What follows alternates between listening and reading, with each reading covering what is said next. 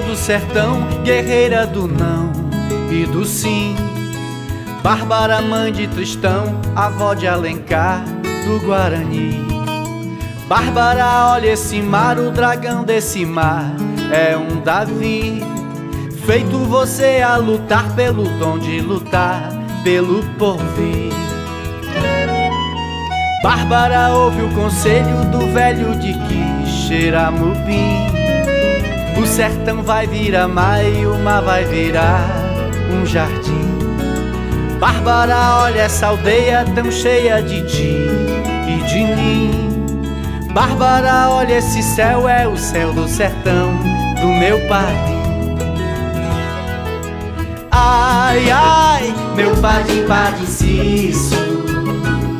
Liberdade aqui é tudo isso, o Ceará tem disso sim. Ai, ai, meu padim, padiciço. Liberdade aqui é tudo isso, o Ceará tem disso sim.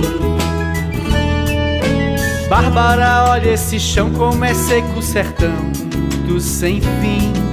Lar de Raquel de Queiroz e do Patativa do Cariri. Berço do cego Aderaldo e do tal do amor de Peri Ceci.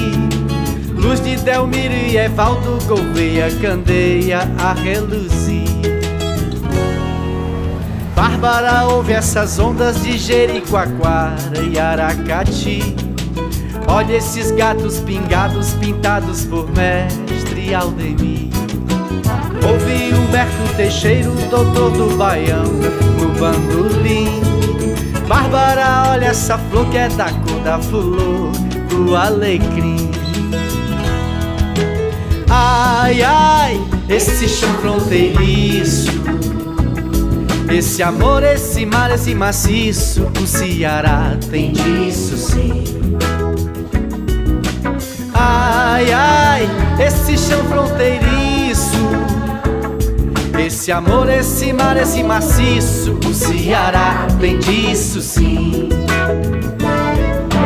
Bárbara, veja o clarão dessa luz, redenção dos Martins. Bárbara, luz de Bezerra que trouxe pra terra o fim do fim.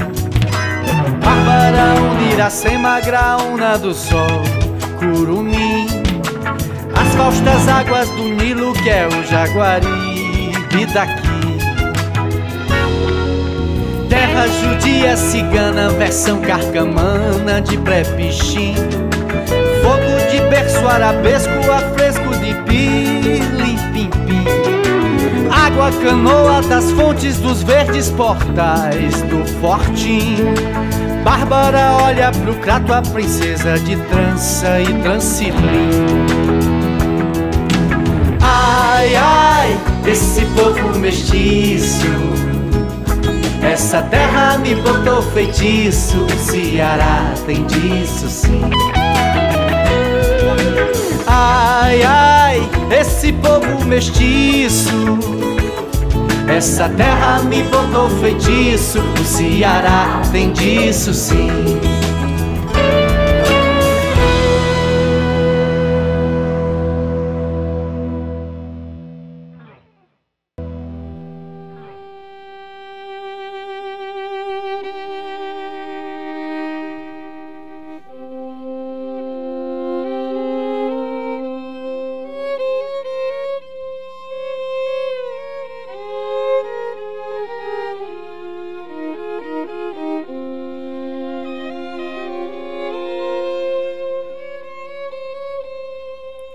Fé, misteriosa intuição que dispensa e desafia a racionalidade.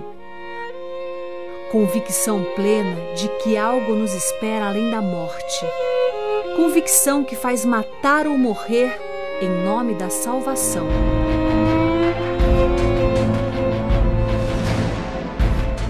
O mundo testemunhava inúmeras agitações políticas que transformariam profundamente as últimas décadas do século XIX, ano em que eclodiram as revoluções liberais na Europa, fundadas nos ideais iluministas e contra a tirania dos regimes absolutistas.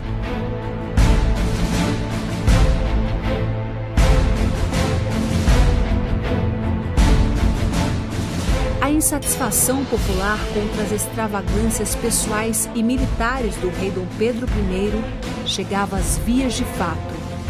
A derrota na Guerra do Uruguai, travada contra a Argentina pelo domínio da província da Cisplatina, foi o estopim.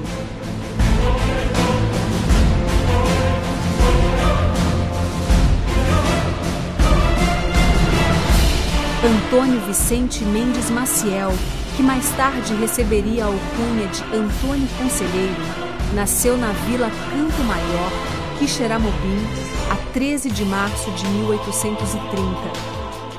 É o resgate da identidade brasileira, do povo brasileiro. Eu acho que o Conselheiro é uma figura brasileira em sua essência.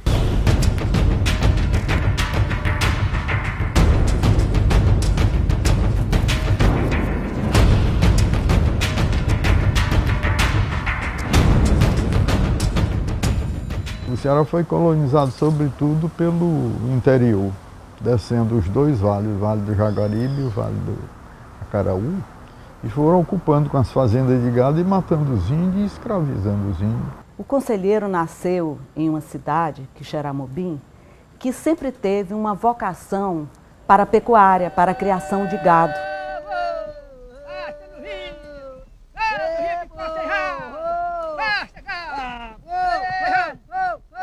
Sem cerca, não tinha nada, as propriedades imensas, né? Você tem uma ideia, a comarca de Santo Antônio do Quixeramobim, e do Quixeramobim até o Piauí, era metade do Ceará. Os primeiros civilizados que chegavam ao Quixeramobim vinham pelo rio Banabuiú, porque por aqui, por outro caminho, os índios não deixavam, né? Os caciques não deixavam passar. Havia os grandes fazendeiros, criadores de gado, havia vaqueiros, artesãos, pequenos funcionários. O seu pai, Vicente, era comerciante nessa cidade e considerado como um homem digno de caráter. Um homem simples, sem maior formação, mas que virou um bom comerciante, tinha uma casa de 5 portas, tinha o comércio e a família dele lá dentro. Ele queria que o filho se ordenasse padre, né? Havia umas aulas ou outras dadas por professores, estudou latim, estudou português, estudou geografia, estudou esses fundamentos elementares. Ele teve uma formação básica boa. O estudo convencional não era algo normal naquele período, naquela região. Tá? Mas ele, por ter estudado para ser padre, ele desenvolveu um pouco mais de conhecimento escolar. Ele teve muito pouco contato com a mãe. Quando a mãe morreu, ele tinha 4 anos de idade. Após algum tempo, o pai casou-se com Francisca, né? Francisca Maria de Conceição. Ele não se dava com a madrasta, né? Ele foi maltratado pela madrasta. Ele tinha 25 anos e teve que assumir o espólio do pai, com muitas dívidas. No começo daquele tempo, tudo era bem baratinho, não ganhava nada de mercadoria, né? Mas não tinha nenhuma vocação para o comércio, ele não queria fazer isso. Cuidou das irmãs, ele cuidou do casamento dele. Um dia, ele chegando em casa, aí pegou, ela namorando com um furriel, né? Acho que é cabo da polícia.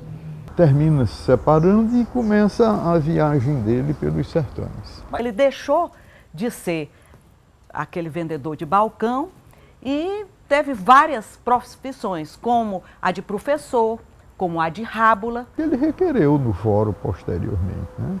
Ele foi um rábula que requeria a favor do povo e até nem cobrava. Quando eram os pobres, ele não cobrava. E estando em Santa Quitéria, ele conheceu Joana, uma mulher chamada Joana Imaginária. Aliás, é um nome poético, um nome lindo. Mas ela era chamada Joana Imaginária porque fazia imagens. Ele a vista assim, num local já bem ermo, bem isolado, né, fazendo suas peças, né, suas esculturas de barro e tudo mais. E dali começa um relacionamento. A história pessoal do Conselheiro é realmente um drama, né? Mas um drama que ou todos nós vivemos com todos esses aspectos, ou vivemos alguns desses aspectos. Eu acho que isso só transforma ele mais uma pessoa normal. Em 1800, 1861, estoura a Guerra Civil Americana, que acabou trazendo enormes benefícios aos produtores de algodão do Ceará. O norte dos Estados Unidos, industrializado, abolicionista e protecionista, interrompe a produção de algodão do sul do país, agrário, exportador e escravista. O Ceará passa por um verdadeiro boom econômico e o mercado cearense estava agora aberto ao mundo, abastecendo principalmente a Inglaterra. O aumento da produção de algodão no Ceará, no entanto, ampliou o poder dos latifundiários e coronéis.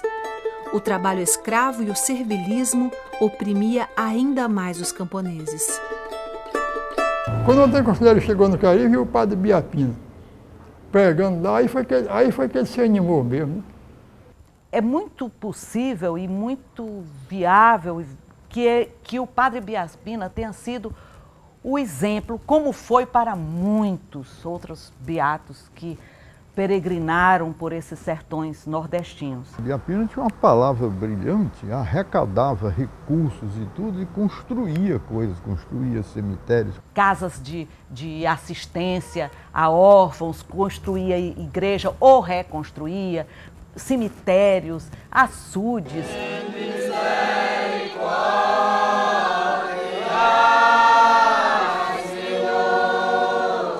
Ele disse que não podia ficar parado, tinha que fazer como o Biapina. E começa a percorrer os sertões. A ordem social do sertão era uma ordem da violência. Mandava quem podia e obedecia quem tinha juízo. Não havia Estado propriamente, não havia a presença da justiça, era muito raro. E o povo só tinha duas alternativas para sair do mando dos potentados. Ou cair num bando de cangaceiro e enfrentar os potentados, ou se transformava em pregadores, em conselheiros, beatos, etc. Ele era, sim, um homem religioso, tá? Mas a sua ação não era necessariamente religiosa, era, sim, solidária. E começou a pregar por volta de 1870, pelo interior do Nordeste. Né? Ele passou em Assaré em 1873, já como beato e já pregando, já com alguns poucos acompanhantes. 2 anos depois ele já tinha um número muito maior de adeptos, um número muito maior, já andava com um séquito mesmo. Foi quando, em 1876, ele foi preso. Me disseram que ele tinha assassinado a mãe dele. Olha, quando a mãe dele morreu, ele estava com 4 anos de idade. Como é que ele podia ter assassinado ela? Porque ele estava incomodando, ele estava perturbando, de alguma forma, a ordem. Ele estava perturbando parte da igreja, aquela parte mais oficial. A primeira perseguição que ele sofre é da Igreja Católica, instituída porque entende que aquele sujeito está dividindo a atenção e principalmente quebrando o monopólio de uma palavra que era da igreja. Tudo que se constrói naquele momento de mito dele é uma tentativa de denegrir a imagem dele, de esvaziar o poder de persuasão dele sobre o povo e principalmente desmerecer a possibilidade de um conselheiro pregar para alguém, ser exemplo para alguém. Por outro lado, havia párocos que adoravam a presença dele. Ele chegava, promovia, trazia pessoas para casarem, para se casarem, para se batizarem. Enfim, ele movimentava as paróquias. A implicância que a igreja cria contra o conselheiro era por uma questão, vamos dizer assim, de mercado. Ela entende que conselheiro tira seus seguidores. Ia levantar o muro do cemitério que tinha caído, ia fazer, ajeitar e pintar a igreja. Então, o seu lado de construtor era benquisto. E quanto mais o número das pessoas que compunham o seu séquito foi aumentando, mais ele foi sendo malquisto. Aí foi proibido de pronunciar sermões pela igreja Em 1882. O conselheiro, quando passava por uma cidade, ia pregar na igreja. E proíbem a entrada dele, bem parecido com o pagador de promessa, de Dias Gomes. É Satanás! Só mesmo Satanás podia levar alguém a ridicularizar o sacrifício de Jesus. Não, padre, não! Por que não? Porque eu conheço ele. Deixa. É um homem de bem. Lúcifer também foi anjo.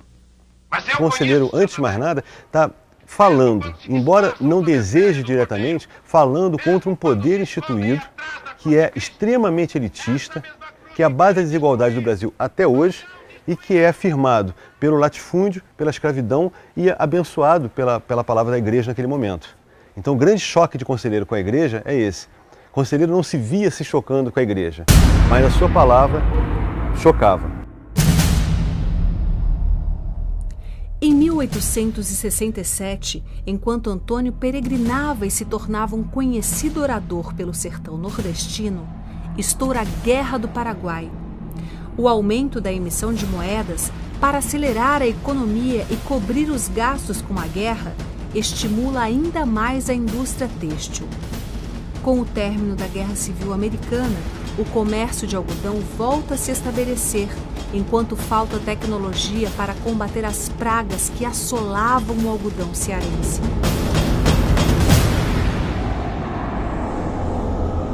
O conflito do Estado com a Igreja Católica e com o Exército isolou a monarquia de duas outras fontes de seu apoio.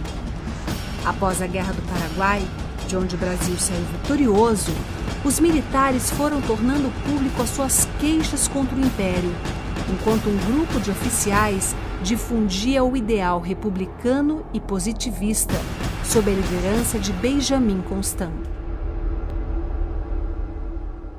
Foi verificado que ele não pesava sobre ele nenhum crime e foi solto. Mas ele, ao sair, disse aos seus seguidores: eu voltarei, estarei aqui dentro de tanto tempo. E voltou realmente no tempo previsto. E quando chegou num período marcante para toda a história do Nordeste, a seca de 77. A maior seca nesse período em que o conselheiro se constituiu enquanto Antônio Conselheiro. Então, na verdade, a identidade popular com Antônio Conselheiro é pelo seu olhar para o problema do outro. A importância dele para a igreja foi no sentido de quebrar um monopólio de palavra. Agora, a palavra da igreja, embora fosse religiosa, não estava atendendo aos anseios dessa população mais excluída. Ele dá prosseguimento às suas andanças, à sua peregrinação pela Bahia, né? E já com maior prestígio. Alguns fazendeiros, por exemplo, gostavam muito dele, enviavam de presente para ele quando ele chegava em determinado local, enviavam um carneiro, enviavam um boi para alimentar toda aquela os seus seguidores. Isso começa a também preocupar outras instâncias do poder. Quando escravos se rebelam, saem das fazendas e buscam conseguir conselheiro, mesmo escravos alforriados, mas que não se submetem a ficar na fazenda a troco de comida, passam a seguir conselheiro, conselheiro passa a ser um incômodo também para essa estrutura econômica. Há uma certa inquietação com a presença dele, porque ele começa a organizar o povo para se autonomizar e produzir eles mesmos as suas condições de vida. Seus protestos contra a ordem estabelecida se agarraram com a proclamação da República, né? O Antônio se opunha ao novo regime que fizesse a separação entre o Estado e a Igreja e introduziram o casamento civil, né? E ele achava que o casamento civil era crime. O casamento era um casamento católico, na igreja, com o padre abençoando a decisão dos noivos, etc. E tem primeiro uma lista dele com relação à República. Curiosamente, quer dizer, a igreja que tanto perseguiu, uma declaração de conselheiro nesse sentido, valeu para que acusassem conselheiro de ser monarquista e estar articulando uma revolta para a volta à monarquia. Mas, sobretudo, a República instituiu um sistema de arrecadação de impostos municipais brabo, né? Havia as feiras e começaram a cobrar das pessoas que tinham ali o seu lugarzinho onde vendiam. Então tem a célebre história da velhinha que vendia suas coisas e tal, e que o imposto que era cobrado era muito alto. Parece um fiscal e marca 1 metro quadrado e cobra a taxa ali em cima das buchas, que era mais alto do que o lucro da venda dos ovos. Aí ele chegava e dizia, não obedeça não, e rasgava as posturas municipais. Não tem que obedecer esse governo não, que ele é contra o povo. Quando o conselheiro prega contra os impostos, o conselheiro passa a ser definitivamente, ele fecha o cerco daqueles que ele incomoda, que é a instituição governo, latifúndio e igreja. E o seu séquito também se insurge, é chamada a polícia, vão até Maceté para prendê-lo. Então ele já começa com várias escaramuças, o seu grupo, e ele já começa a se proteger mais, aceita antigos cangaceiros, antigos bandoleiros que se unem ao grupo, ele já aceita, então já começa a criar, principalmente isso, mais quando ele chegou, mas já começa a criar a guarda católica, que era uma guarda que se vestia, as pessoas que se vestiam todo de azul, com um bonézinho azul, e que já fazia a defesa do conselheiro, né? Na peregrinação dele, ele estava procurando um lugar onde instalar gente que estava crescendo em torno dele e que ele precisava dar uma resposta concreta, que era instalar o povo numa condição de vida, construir casas. Aí foi quando ele fixou-se lá em Canudos, às margens do rio Vaza-Barris, no nordeste da Bahia. As casinhas de taipa e pau a pique iam surgindo às margens do rio Vaza-Barris. Uma rocinha aqui, outra ali, plantações de milho, feijão, criações de bode, galinhas, pequenas vendas e capelas. Em pouco tempo, milhares de famílias já moravam na comunidade chamada Canudos. Na Bahia, só Salvador era maior.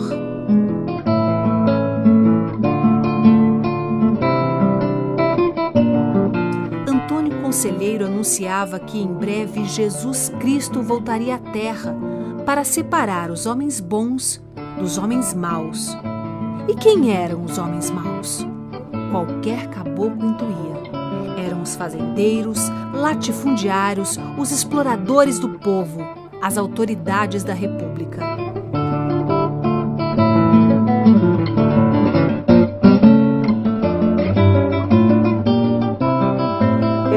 Estava sendo perseguido,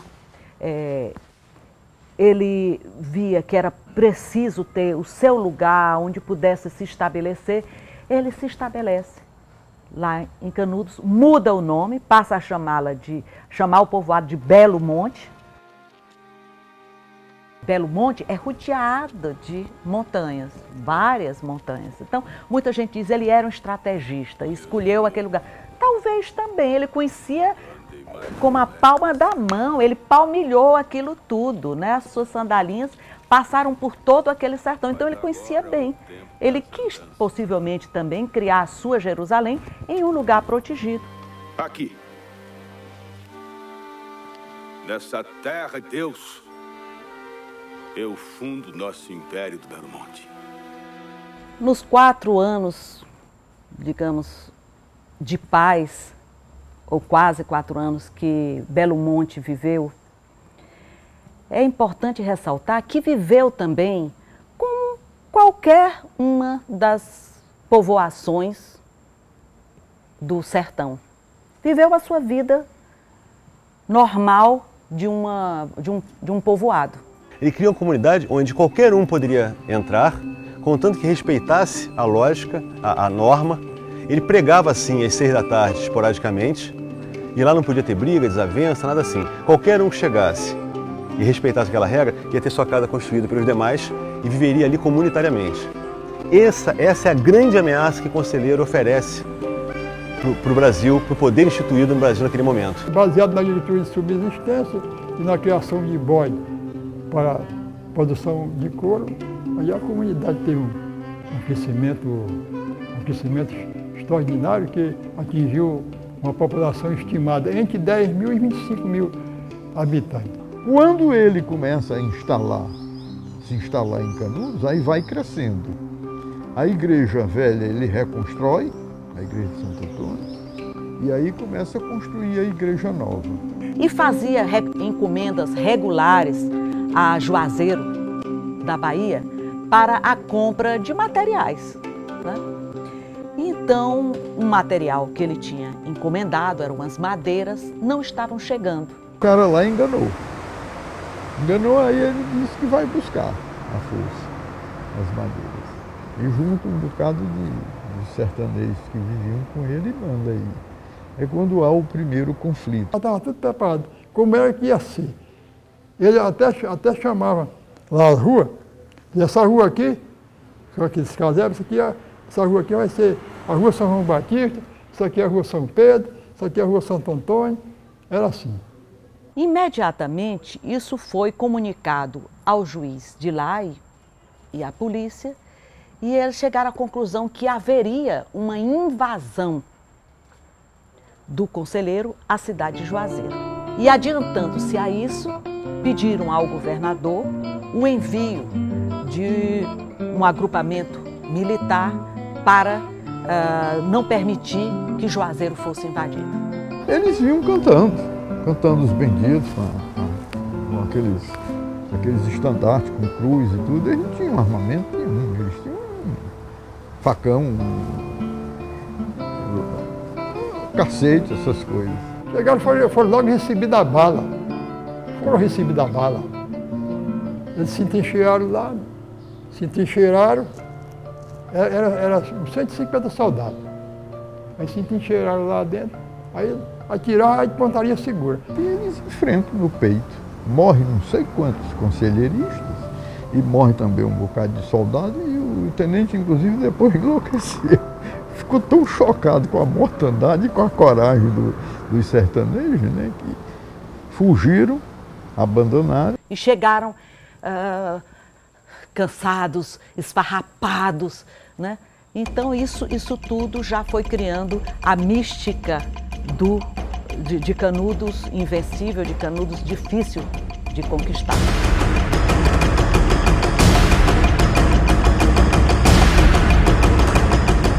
Em Canudos, uma guerra travada entre a virtude e o pecado, entre o sagrado e o profano, entre a justiça de Deus e a injustiça dos homens.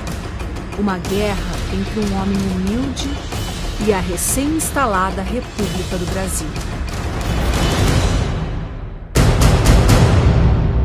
Na verdade, o grande crime que Conselheiro comete para a história é organizar uma comunidade que mostra claramente que é possível viver em outras bases.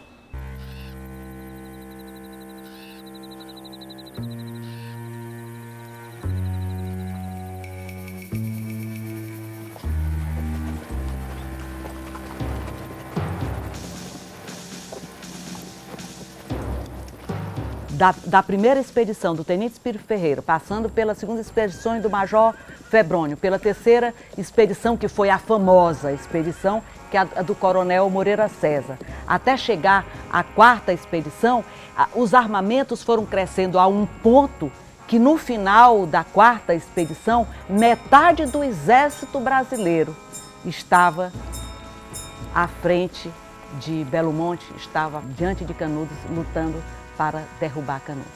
Para massacrar um arraial de pobres trabalhando, produzindo gado pequeno, né, cabra e coisa, que eles vendiam o couro para a Bahia e tinha até comerciantes na Bahia que exportavam os couros dele.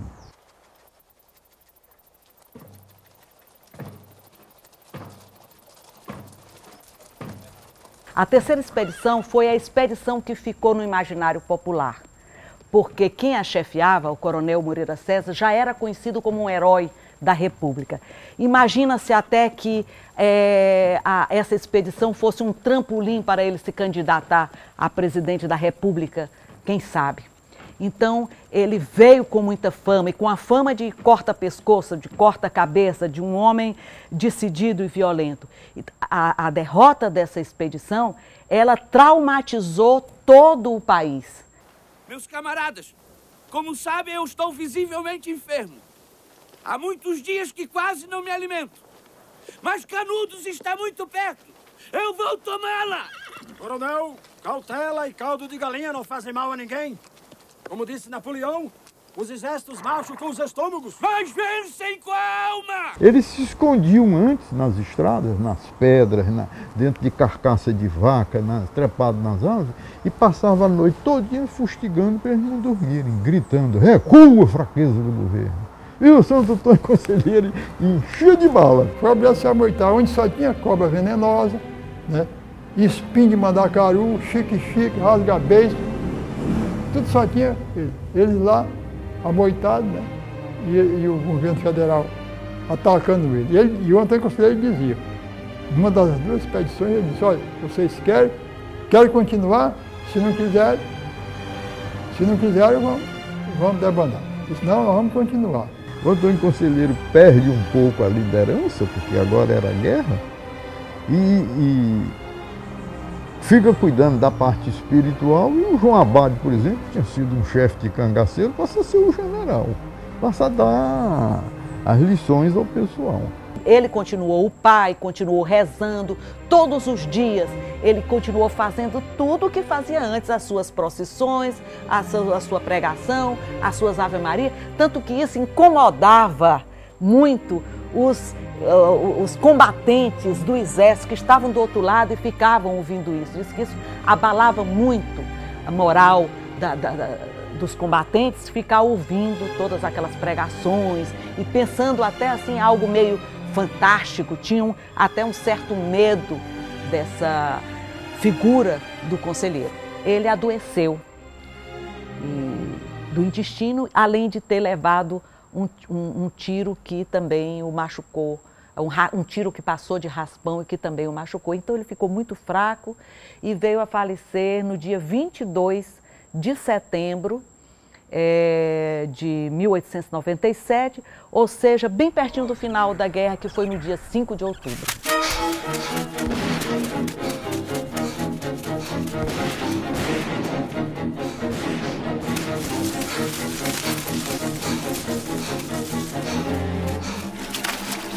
Bicho Belo Monte, aqui não tem nada para vocês. Bendita alma do purgatório, proteja o Belo Monte dessa maldade. Canudos é um caso único na história.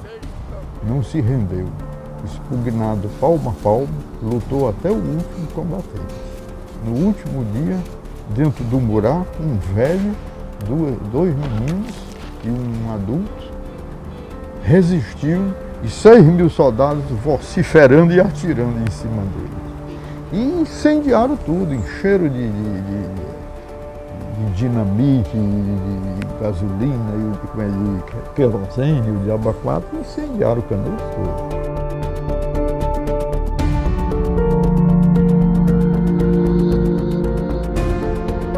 Se Canudos tivesse acabado resistindo ao exército e vencendo esse confronto, né? Talvez hoje a história escrevesse que o exército brasileiro até então era louco por perseguir pessoas que estavam trabalhando por uma harmonia social. O que é que nós estamos fazendo? Cuidando da nossa vida, sem ofender a ninguém, ajudando a todo mundo aqui, recebendo todo mundo. Quem viesse era... Os escravos negros deixaram de ser escravos, vários remanescentes indígenas.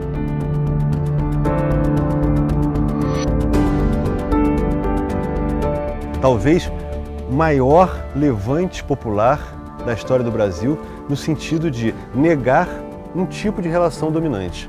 Embora eles não tivessem de forma articulada, pensada, definida, uma alternativa. Eles praticaram uma alternativa de vida, de solidariedade. E esse foi o grande crime, esse foi o grande perigo que o Conselheiro levou para essas forças tradicionais brasileiras. Foi uma experiência riquíssima de um sonho cristão, né? De fazer uma comunidade pobre, mas vivendo autonomamente. E foi massacrado. Foi uma chacina, foi um crime. E eu fico com vergonha como é que oficiais de alta patente se meteram nisso. Agora vamos entender Porque ele foi odiado pelo país. Assim, imagina, vamos dizer assim, todos os jornais, todas as pessoas, Antônio Conselheiro, as pessoas tiveram medo dele. Por quê? Em grande parte, por causa da imprensa. Foi uma histeria nacional, é preciso acabar com aquele atraso, aquilo é uma vergonha, um bando de fanáticos em torno do louco. E não tinha nada de louco, era um homem absolutamente sensato. É muito difícil medir a loucura de alguém, né? A loucura de Antônio Conselheiro foi falar contrário àquela relação de exploração que existia. A loucura de Antônio Conselheiro foi se solidarizar com a população.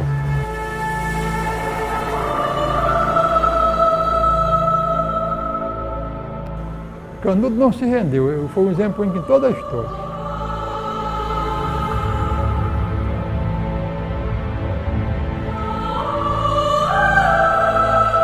Belíssimos textos, romances, tendo a ideia de Canudos e de Antônio Conselheiro. Então ele persiste, persistindo nas artes e em grandes obras artísticas, além da história, ele não vai se acabar. Canudos não se rendeu e não se acabou.